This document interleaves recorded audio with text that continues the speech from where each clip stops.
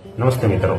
मैंने अपने अगले वीडियो में बोला था कि मेरी जो ज्ञाति के सगर उनकी स्टोरी है वो आपको संडे को जानने को मिलेगी।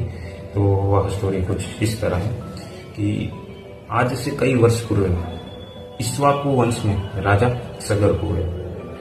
राजा सगर के नाम सगर है, उनकी भी एक स्टोरी है कि उनका नाम सगर कैसे पड़ा।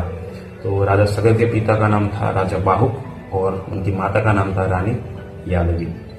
जब राजा बाहुक का शासनकाल पूरा हो गया तो वो रानी के साथ तपस्या करने के लिए जंगल में चली गई।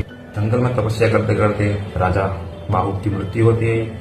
फिर रानी यादवी जो गर्भवती होती है वो ऋषि ओण के आश्रम में रहती है।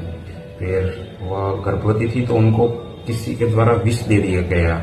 इसके कारण राजा सगर का जन्म 7 साल बाद होता है, वो भी ऋषि ओण की सहायता से।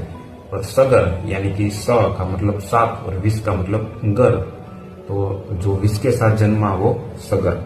राजा सगर बड़े होते हैं, बड़े बड़े पराक्रमी कार्य करते हैं। फिर पृथ्वी पर अपने वर्चस्व स्थापित करने के लिए वह अश्वमेध यज्ञ करने का निर्णय लेते हैं। राजा सगर की 2 पत्नी थी, पहले वो स्टोरी जानते हैं। पहली थी केशिनी और दूसरी थी सुमति। केशिनी के पुत्र का नाम था असमंजस और जो दूसरी रानी थी सुमति, उनको 60,000 पुत्र प्राप्त हुए थे एक कलश के द्वारा।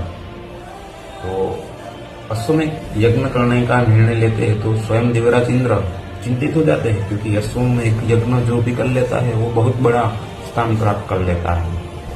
तो फिर वह छुपे रूप से, राक्षसी रूप से जो अश्वमेध यज्ञ का घोड़ा होता है उन्हें चुरा लेते हैं और वह पाताल लोक में कपिल मुनि के आश्रम में वहां पर बांधकर चढ़ाते हैं। फिर राजा सगर के 60,000 पुत्र वो तो हो गए क्रोधित और वहां यहाँ तहाँ पृथ्वी को खोद कर सभी जगह ढूंढने लगे। फिर वो पृथ्वी को खोदते हुए पाताल लोक में पहुंच गए कपिल मुनि के आश्रम में, और उन्होंने वहां पर घोड़ा देखा तो थोड़े से क्रोधित हो गई और कपिल मुनि को कुछ अपमानजनक शब्द बोल दिए हो गए।